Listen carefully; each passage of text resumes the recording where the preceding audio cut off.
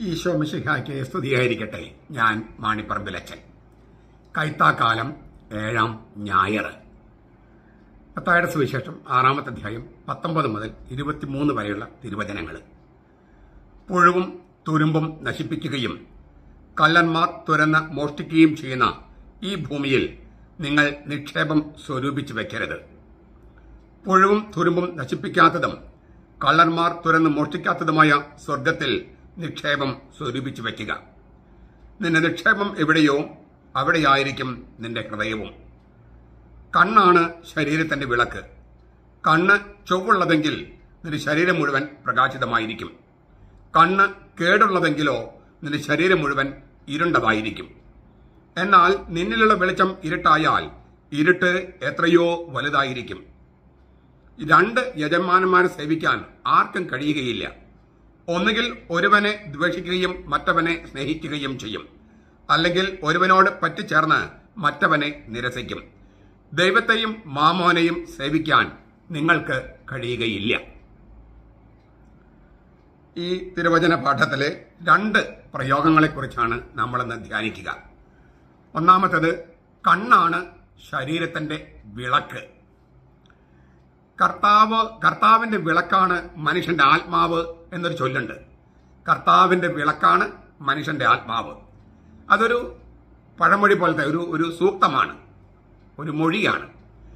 അതുപോലുള്ള ഒരു പ്രാചീന ആലങ്കാരിക പ്രയോഗമാണ് കണ്ണാണ് ശരീരത്തിന്റെ വിളക്ക്. തോബിത്തിന്റെ പുസ്തകം 10:5, സുഭാഷിതങ്ങൾ 15:30, പ്രഭാഷകൻ 23:19 സൂചനകളുണ്ട്.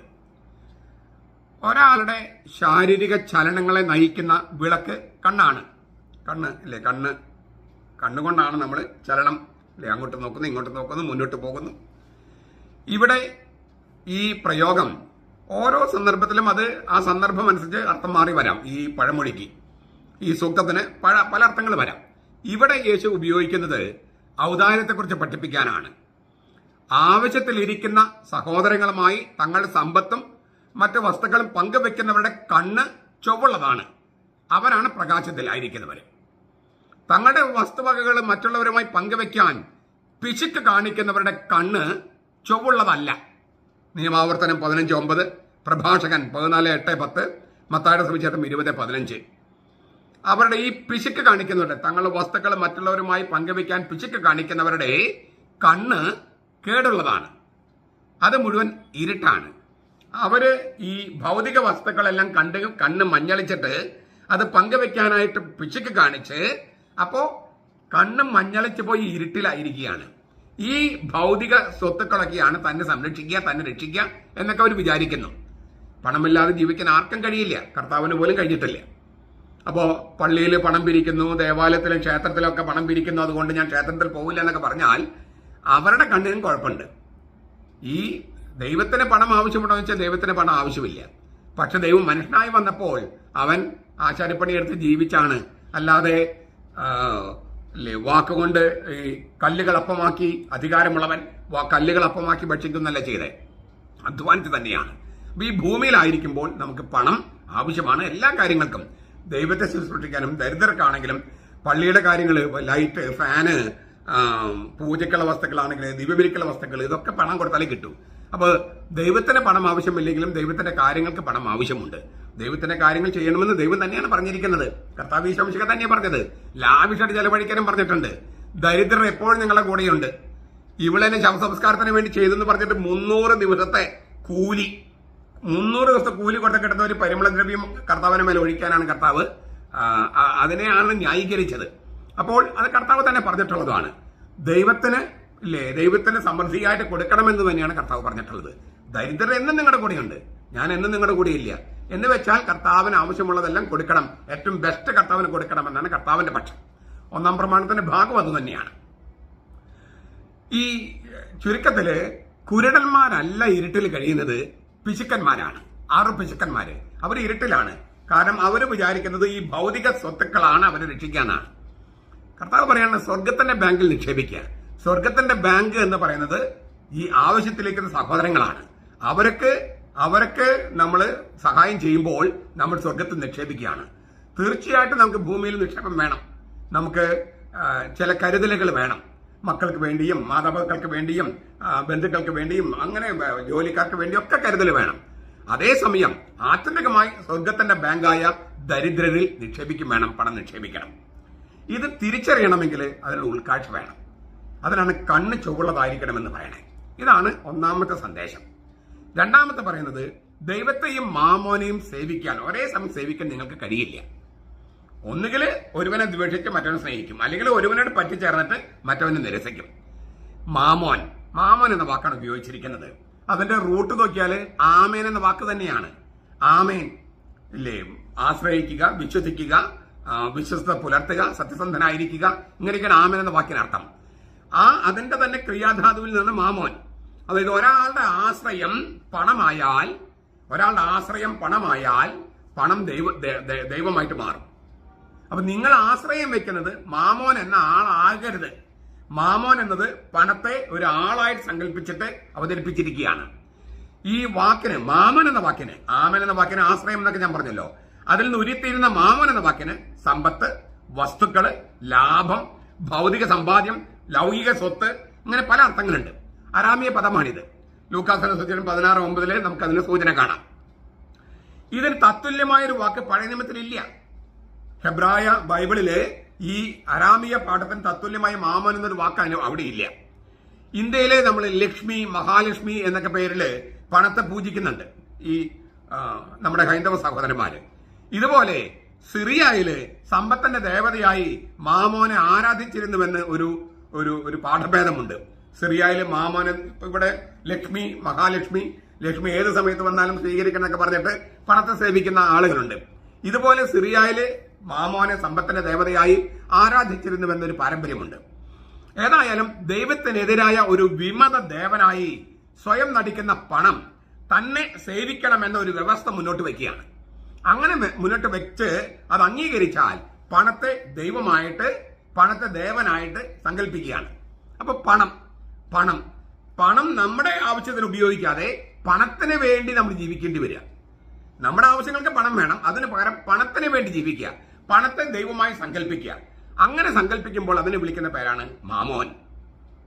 നമ്മുടെ ആശ്രയം മുഴുവൻ സമ്പത്തില്, നമ്മുടെ വിശ്വസ്ത കാണിക്കുന്ന സമ്പത്തിനോട് മാത്രം. അങ്ങനെയൊക്കെ വരുമ്പോൾ മാമോൻ എന്നത് ദൈവത്തിന്റെ സ്ഥാനം അപഹരിക്കുന്ന ഒരു ദുർദേവതയായിട്ട് മാറും. ഇതുകൊണ്ടാണ് ഈ 12ാം നൂറ്റാണ്ടിലെ പീറ്റർ ലൊംബാർഡ് പറഞ്ഞത് ഇതൊരു ദുർദേവതയാണ്, പണം ഒരു ദുർദേവതയാണ്.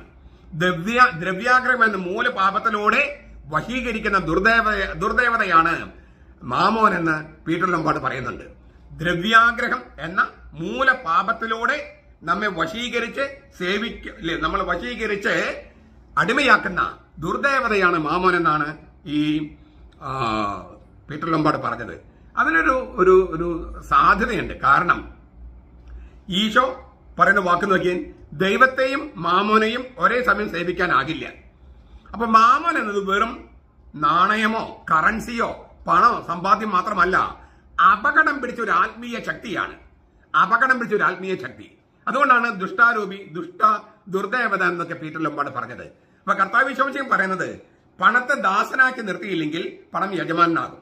പണം യജമാനായാൽ അത് അപകടം പിടിച്ച ഒരു ദുഷ്ടാരൂപിയെ പോലെ പെരുമാറും. അതിന്റെ അടിമയായി നമ്മൾ പോകും. നമുക്കറിയാം എത്രയോ പേര് നമ്മുടെ കുടുംബങ്ങളിൽ പോലും ബന്ധങ്ങളൊക്കെ ശിഥിലമാക്കുന്നത് ഇങ്ങനെയാണ്. ഭാര്യ സ്നേഹിക്കാനോ മക്കളെ സ്നേഹിക്കാനോ ഒക്കെ പറ്റാതെ പോകുന്നത് പണം എന്ന ചിന്തയാണ്. ഞാൻ ആവർത്തിക്കുകയാണ്, എല്ലാവർക്കും പണം വേണം, പണമില്ലാതെ ജീവിക്കാൻ കഴിയില്ല. പക്ഷെ പണം നമ്മുടെ ദാസനായിരിക്കണം, അല്ലെങ്കിൽ ദാസിയായിരിക്കണം. പണത്തിന്റെ അടിമയായി നമ്മൾ മാറരുത് എന്നാണ് കർത്താവ് പറഞ്ഞത്. പണത്തിന്റെ അടിമയായി മാറിയാൽ ദൈവത്തെ സ്നേഹിക്കാൻ കഴിയില്ല. ഒരേ സമയം രണ്ട് ദൈവങ്ങളെ സ്നേഹിക്കാൻ കഴിയില്ല. പണം ദൈവമായാൽ പിന്നെ സത്യദൈവത്തെ ആരാധിക്കാൻ കഴിയില്ലെന്നാണ്. പൗലോസ് ലേഖ പറയുന്നുണ്ട്, ദ്രവ്യാഗ്രഹം അല്ലെങ്കിൽ അത്യാഗ്രഹം എന്നത് വിഗ്രഹാരാധനയാണ്. കൊളോസ്യ ലേഖനം 3:5. അപ്പൊ ശരിയായ വിഗ്രഹാരാധന എന്ന് പറയുന്നത് ദ്രവ്യാഗ്രഹമാണ്, ദ്രവ്യാസക്തിയാണ്, പണം കുന്നുകൂട്ടാൻ വേണ്ടിയുള്ള മോഹം. എന്ന് വിചാരിച്ച് പണക്കാർക്കെതിരെ ഒന്നല്ല ഈ തിരുവചനം.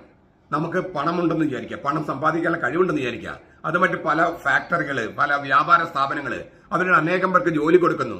അങ്ങനെ ജോലി കൊടുക്കുന്നതിൽ അനേകം കുടുംബങ്ങളെ പരിപാലിക്കുന്നു. ഇതിലൊന്നും തന്നെ തെറ്റില്ല. അവിടെയൊക്കെ ചെയ്യേണ്ടത് പണം നമ്മെ ഭരിക്കാൻ ഇടയാക്കരുത്, പണത്തെ ദൈവമായിട്ട് സങ്കല്പിക്കരുത്, പണത്തെ ഉപയോഗിച്ച് മറ്റുള്ളവരെ സേവിക്കുക, പണം പരമാവധി നമ്മൾ ആർജിക്കുക നേരായ വഴിയിലൂടെ, എന്നിട്ട് അത് മറ്റുള്ളവർ ശുശ്രൂഷിക്കാനായിട്ടും മറ്റുള്ള ജീവിത മാർഗമായിട്ടും മാറ്റുക. അപ്പൊ ഇതാണ് ശരിക്കും പറഞ്ഞാൽ പണം നമ്മുടെ ആത്മീയ ശക്തിയായിട്ട് മാറ്റാം. അത് നമ്മുടെ ചൊൽപ്പടിക്ക് നിൽക്കുമെങ്കിൽ, പണത്തിന് ചൊൽപ്പടിക്ക് നമ്മൾ നിന്നാൽ അതൊരു ദുർദേവതയായിട്ട് മാറും. ഇതാണ് കർത്താവ് പറഞ്ഞതിന്റെ ചുരുക്കം. ഞാൻ പറഞ്ഞത് ആവർത്തിച്ച് നിർത്തുകയാണ്. ജീവിക്കാൻ പണം വേണം, എന്നാൽ ഭൗതിക വസ്തുക്കളെ ആർജിക്കാനുള്ള ആക്രാന്തം മനുഷ്യൻ നശിപ്പിക്കും. ദൈവത്തെ സേവിക്കാൻ പറ്റാതെ വരും. പണത്തിന്റെ അപകടത്തെക്കുറിച്ച് തിരുവചനം ആവർത്തിച്ച് മുന്നറിയിപ്പ് നൽകുന്നുണ്ട്.